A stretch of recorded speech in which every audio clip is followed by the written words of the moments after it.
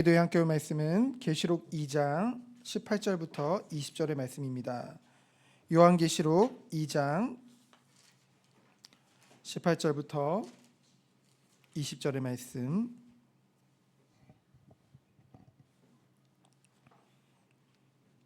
우리 세 절을 다 같이 합독하도록 하겠습니다. 두아디라 교회의 사자에게 편지하라.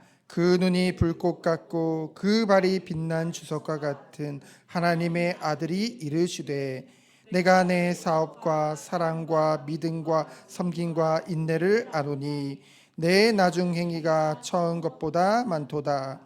그러나 내게 책망할 일이 있노라. 자칭 선지자라 하는 여자 이세벨을 내가 용납함이니 그가 내 종들을 가르쳐 꾀어 행음하게 하고 우상의 제물을 먹게 하는 도다. 아멘. 오늘 벌써 7교회 중에서 네 번째 교회입니다. 두아디라 교회죠. 7교회의 핵심 메시지를 뭐라고 주석에서는 말씀하고 있냐면은 두아디라 교회처럼 되지 말라. 이게 7교회의 핵심 메시지입니다. 왜 그러냐면요, 사실 이 두아디라 교회는 참 괜찮은 교회였습니다. 어쩌면은 멋진 교회고요, 모범적인 교회죠. 그런데 오늘 본문 말씀에 보면은 이세벨을 용납함으로 그들이 신비주의에 빠진 것을 우리는 보게 되어지죠. 그들의 모습을 먼저 보면은요, 19절에 보면은 오늘 읽었지만 네가 내 사업과 사랑과 믿음과 섬김과 인내를 아노니 라고 했어요. 주님을 향한 사랑 안에서 믿음 가지고, 우리 교회 표어가 그리스도 안에서 섬기는 교회잖아요. 그들 가운데 섬김이 있었고요, 인내를 가진 그 신앙 또한 있었습니다. 열정적으로 주님을 섬기되 내적으로도 굉장히 충만한 교회가 바로 두아디라 교회였죠. 게다가 19절 하반절을 보면은 내 나중 행위가 처음 것보다 많도다라고 했어요. 이 말은 처음보다 더 나아졌대요. 그 말은 점점 더 성장하는 그런 신앙 가운데 있었다는 것이죠. 자신들이 말씀을 통해서 배운 것을 그대로 순종하며 실천하는 아주 수준 높은 신앙의 교회였다는 것입니다. 게다가 주님의 사업에 그렇게 힘쓰는데요, 자신의 이름을 내기 위함도 아니고요, 많은 사람들이 공명심에 그런 일을 행하는 경우도 많잖아요. 그것도 아니고요, 오직 사랑과 믿음을 가지고 진심으로 섬겼다는 것이죠. 그런데 충격적이게도 이러한 두아디라 교회가요, 오늘 말씀해 보니까 이제 거짓 신앙에, 특별히 신비주의 신앙에 넘어지는 것을 우리는 보게 되어집니다. 어쩌면은요, 사실 아주 우둔하고 무감각한 교회였다고 한다면은, 사실 뭐 그것을 합리화 시켜주는 건 아니지만은 거기로 치우치지 않을 수도 있어요. 어찌 보면은 열정과 수준이 어느 정도 있었기 때문에 오히려 넘어졌다는 것이죠. 왜냐하면은요, 그들에게 늘 목마름이 있었기 때문에. 한국 교회에 여러 가지 이런 거짓되다기보다는 잘못된 신앙들이 지나갔습니다. 한때 뭐 아픈 사람들이 많다 보니까 치유로, 물론 하나님이 역사하셨죠. 그런데 그것만을 위한 교회로, 그것의 역사가 없으면 교회가 아닌 걸로, 그렇게 되면 안 되잖아요. 그걸 주의라고 하거든요. 그리고 한때 전도가 안 되니까 또 전도면 모든 것이다, 그러니까 사람들이 그곳에 또 휩쓸려 가지고요, 그리고 많은 불안감과 뭔가 그런 것을 치유하고자, 뭔가 해소하고자 이 교회를 찾아가서 그런 것을 얻고자 했지만은 바른 말씀과 바른 신앙 위에 서지 않으면요, 결국은 우리는 끊임없이 속아 넘어갈 수밖에 없는 것이 우리거든요. 그래서 섰다고 생각했을 때 오히려 주의해서 넘어질까 조심하라고 하나님의 말씀은 늘 우리에게 경계하라 말씀하십니다. 성공하는 자의 7가지 습관이라는 책을 쓴 그 스티븐 코비 박사의 말이 있죠. 뭐냐면은 거기 보면 뭐라고 써 있냐면 시간을 관리하는 것보다 보통 시간 관리를 굉장히 막 우리가 어떻게 이 하나님 주어진 시간을 잘 보낼까? 물론 중요하죠. 근데 시간 관리보다 더 우선적인 것이 있습니다. 그것이 뭐예요? 바로 방향 관리예요. 우리는 늘 점검해야 돼요. 우리가 바른 방향으로 가고 있는가? 우리 교회가 바른 방향으로 가고 있는가? 우리 자녀가 바른 방향으로 가고 있는가? 방향만 맞다고 한다면요, 지금 조금은 뒤처질 수도 있고, 우리가 조금은 뭔가 어려움이나 문제나 그런 것이 올 수도 있지만은 방향만 잘 잡고 간다고 한다면요, 우리는 결국은 승리할 수밖에 없는 그 은혜 가운데 있다는 것이죠. 그렇다면은 오늘 이제 이세벨을 용납함으로 말미암아 그들이 많은 죄들을 이제 두아디라 교회가 짓게 되어지는데요. 근데 그 빠지게 되는 그 과정에 대해서는 이 성경에서는 말씀하고 있지 않습니다. 이 본문에서는 말씀하고 있지 않죠. 그럼 무엇을 참고하시면 되냐면은 계시록 13장 11절로 14절을 참고하시면 됩니다. 거기 아주 정확하게 나와 있어요. 거짓 선지자들이 어떻게 우리 신자들에게 다가올까요? 사실 늑대의 탈을 쓰고 나타난다고 한다면은 누가 속겠어요, 그렇죠? 사람들이요, 우리가 세상에서도요 낯선 사람을 경계하잖아요, 그렇죠? 안 그래도 인상이 나쁜 사람은 아무래도 더 경계하게 되잖아요. 근데 계시록 13장 12절에 보면은 거짓 선지자는 어린 양같이 이 광명의 천사로 가장해서 우리를 미혹한다는 것이죠. 어쩌면은 우리에게 간절함이 있기 때문에 도리어 그것을 허점으로 해가지고요, 그것을 파고들 수 있다는 것이죠. 그래서 그가 예수님이 될 수는 없죠. 그러나 예수님을 모습을 패러디해서 들어온 것입니다. 그것이 바로 이세벨이에요.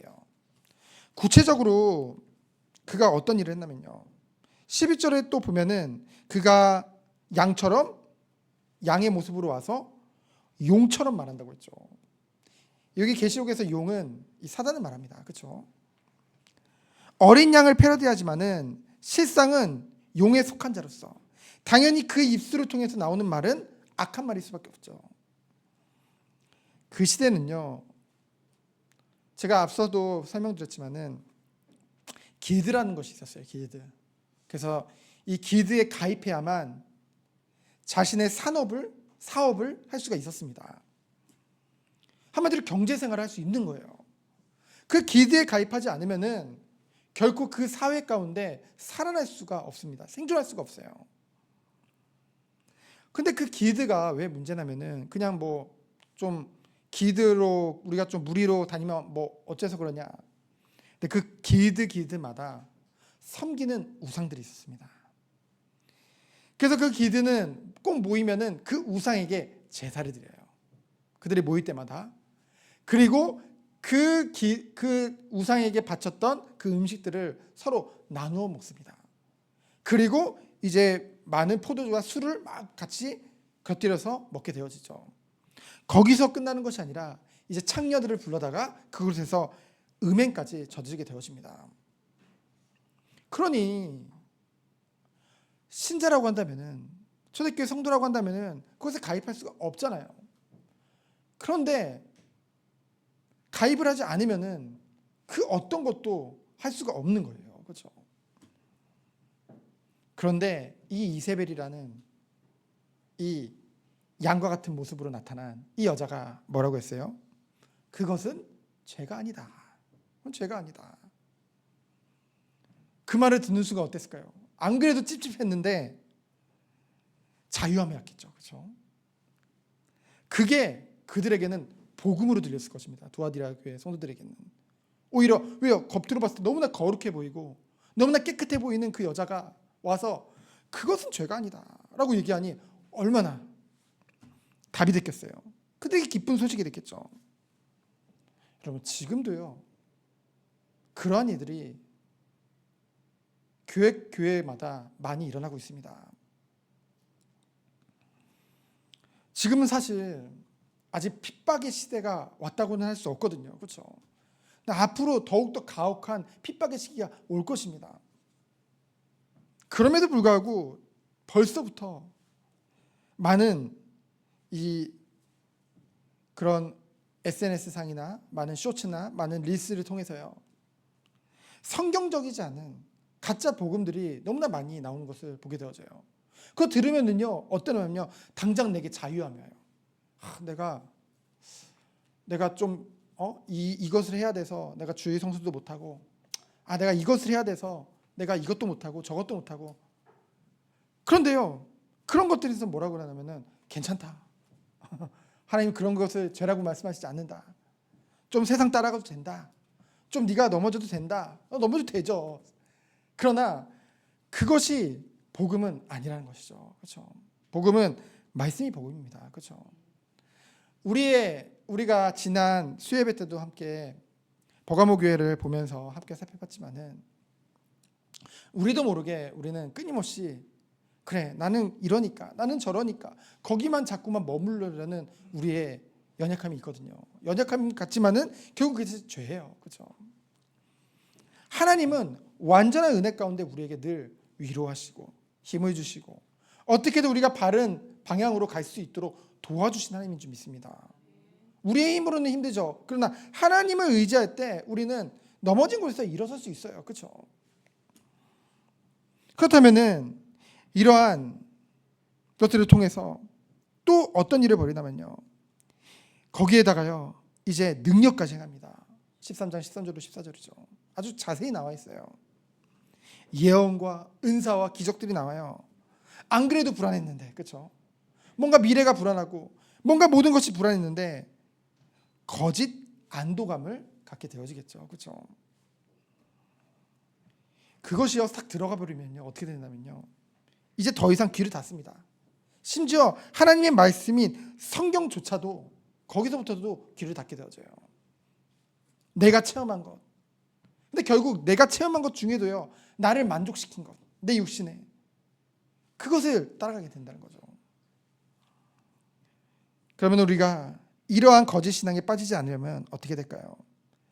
하나님께서는 분명하게 말씀하십니다. 25절에 나와 있죠. 다만 너에게 있는 것을 내가 올 때까지 굳게 잡으라.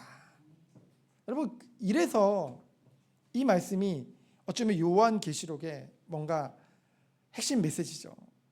주님이 우리에게 이미 주신 것을 굳게 붙잡으란 거예요.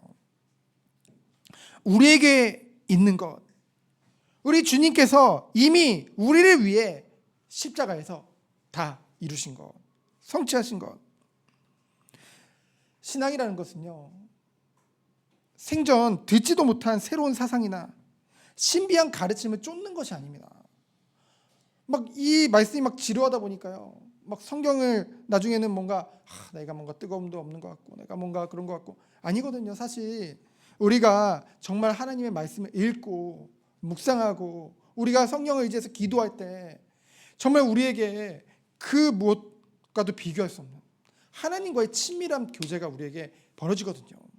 그럼 우리에게 오는 것은 충만이요 만족입니다. 그렇죠? 충만이요 만족이에요.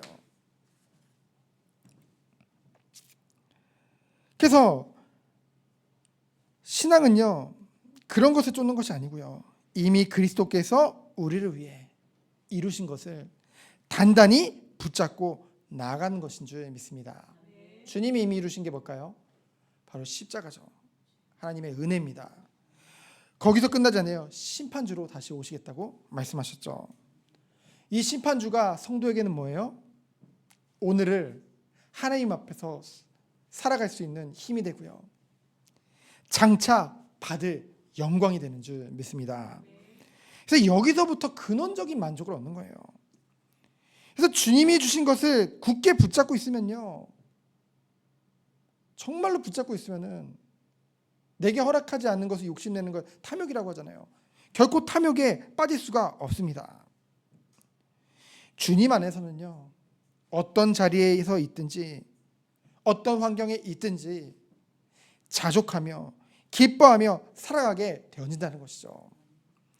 신자는요 주 안에서 이미 소유한 것, 이미 주신 것, 그것에 만족하는 법을 배워가는 사람들이에요. 제가 오늘 우리 아내에게도 보여줬지만은 이제 어떤 영상을 보니까 여러분이 잘 아는 기안84 불교 신자죠. 그리고 션, 예전에 진우션 할 때 션이 이제 기독교 크리스찬의 대표적인 사람이잖아요. 그 둘의 대화의 영상을 봤어요. 그랬더니 이제 기안84가 질문을 한 거예요. 형님을 보면은 너무나 항상 행복해 보이고 늘 감사한 것 같은데 비결이 뭐냐라고 얘기했더니 어떻게 그렇게 지치지 않고 많은 봉사와 그런 수고를 많이 하냐, 그런 선한 사업을 많이 하냐. 그때 그런 얘기를 하는 거예요. 먼저는 이제 자기 아내와 결혼함으로써 이미 자신의 기뻐하는 그 감사의 그릇이 넘쳤대요. 그래서 그것을 넘치는 것들을 사람들에게 나누어 주기 시작했다는 것이죠. 근데 신기한 것은 나누면 나눌수록, 그러니까 이제 아무래도 이제 그런 방송이니까 구체적인 얘기 못하지만은 우리 식으로 말하면 하나님의 은혜 안에 있으면 있을수록 뭐냐면요, 이 감사라는 그릇이 갈수록 작아진다는 거예요. 그 말은 뭐냐면은 예전에는 이만큼 채워져야지 내가 감사했는데 이제는 이 감사의 그릇이, 내 감사의 그릇이 작아지니까 조금만 채워져도 그것으로 인해서 너무나 감사하고 너무나 기쁘고 너무나 행복해서 이제는 그 모든 것을 나눠줄 수 있는 그 힘이 생긴다는 것이죠. 여러분, 하나님이 우리에게 주신 것은 놀라운 사랑과 놀라운 은혜입니다. 완전한 거예요. 그 어떤 것과도 비교할 수 없습니다. 그것을 우리에게 주셨어요. 정말로 그렇기 때문에 우리는요, 사실은 이 신비주의라는 것, 이 거짓 신앙은요, 자신의 두려움과 불확실한 그런 불안한 미래를 자신의 안전을 보장해주는 어떤 것을 환상이나 예언으로 들음으로 뭐냐면요, 거기다가 주님을 묶어놓는 거예요. 주님의 역사를 제한하는 거죠.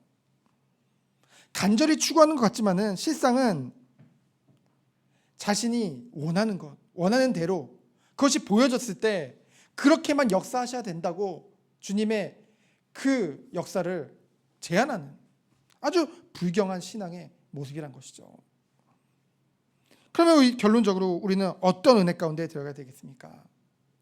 이미 우리에게 주신 것, 이미 우리에게 소유케 하신 것, 예수 그리스도께서 이미 완전하게 성취하신 것, 그리고 약속하신 것, 그것을 굳게 붙잡고 그것에 참된 만족, 자족, 충만한 은혜 속으로 들어가야 될 줄 믿습니다. 우리의 이 은혜의 그릇, 이 감사의 그릇이 언제 갈수록 작아지냐면요, 예배를 통해 이 충만한 하나님과의 그 친밀한 교제 속에 들어갈 때, 그리고 우리가 삶 가운데 나중에는 여러분들이요 정말로 성경을 읽으셔야 돼요. 그렇죠? 성경을 읽어야 됩니다.